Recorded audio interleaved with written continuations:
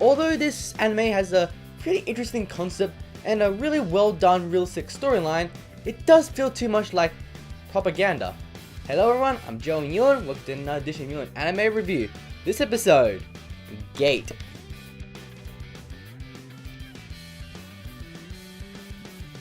The premise of this anime is that there is a gate which appeared out of nowhere and opened in Japan. Now invaders from the other side of the gate started attacking Japan. Little do they know, they have invaded a world that's far beyond them, and they get destroyed by Japan's self-defense forces. Yes, it is modern technology of the world versus a fantasy medieval world. So in short, it's guns versus sword, and that's not going to turn out well for one side, at least.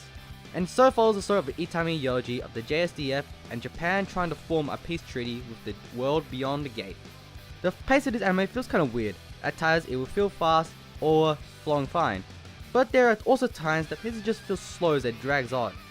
Gate feels like a war drama, as even though we do follow one of the main characters, there are multiple stories within the anime that play different parts in the whole entire plot. And when there is too many stories, there is quite a few that feel rushed and incomplete. In fact, that is what happened to some of the stories in Gate. Some of the side story is completely forgotten and left out, leaving you wondering what actually happened. And the problem becomes more relevant in the second half, when it was just a really long drag-out finale with too much time on one thing, and the others were swept to the side. The storyline in general starts out as an adventure, but soon becomes a political story involving the government and both factions.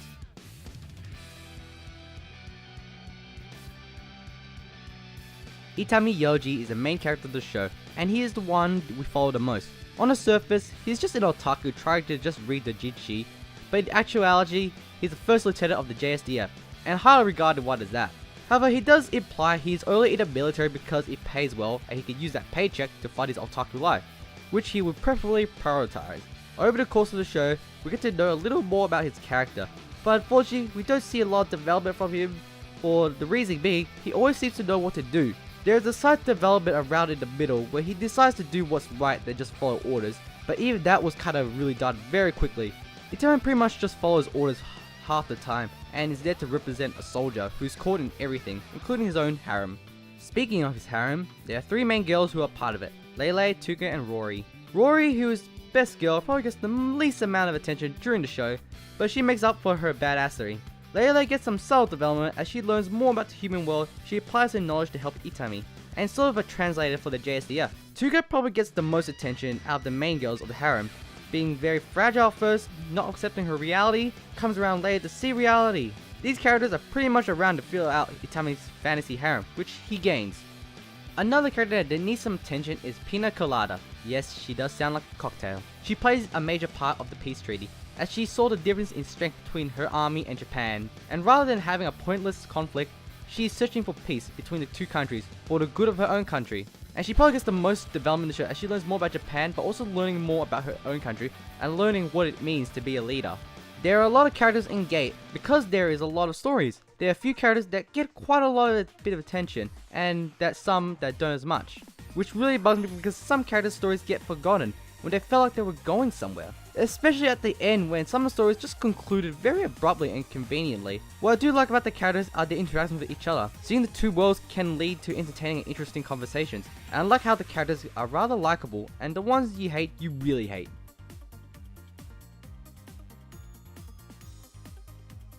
I expected a decent A1 animation for this show, and it delivers in that aspect. The art style is rather standard, most of the animation is smooth and they look fine. If you look closely, it does look like the art style was pencil drawn and colored, because you see slight pencil lines marks in the backgrounds of characters. What did bother me were the dragon scenes in the show. When afar, the dragon would not look right. It doesn't look like it's part of the world. The shooting effects is fine, it can be really flashy of course. What impressed me the most was some of the magic used in the world, and when a spell or field started lighting up, it looked amazing. The OC is fine for what it is. It is a nice mixture of fantasy and military music, quite a few strings here and there. The OP has a nice rock vibe track to it, which gives you a conflict and adventure vibe.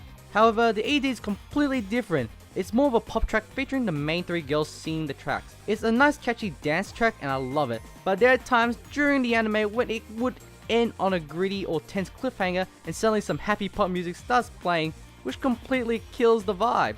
The sound effects in this show is quite good. The sound of the bullets versus swords really shows us that these are two different worlds conflicting with each other.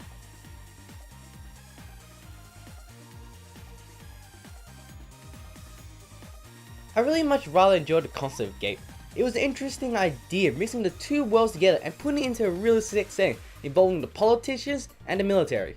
However, I do wish that the story was just a bit faster because at times it will just drag on.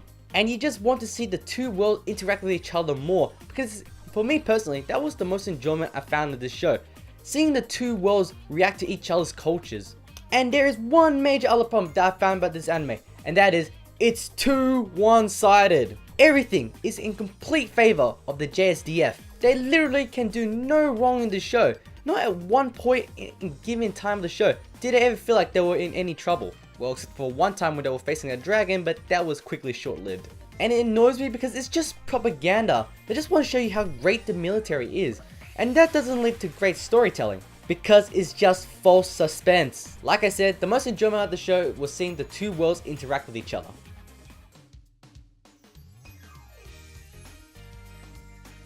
As we draw closer to the end of the review, I give the story a 7. It has a really interesting concept and executes the main plot rather well with its realistic story, but the pacing can be off at times and there are a lot of different stories which feel forgotten. For the animation and sound, I give it a 7 and 8.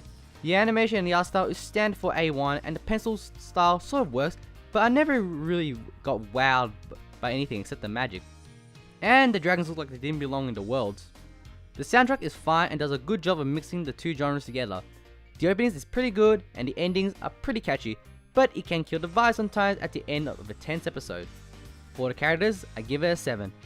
There are a lot of likable characters in the show, with slight development for every character, and that is still impressive for such a huge cast, but some of them are left forgotten, unfinished and rushed. I do like the characters' interactions, but I feel like there could have been done more.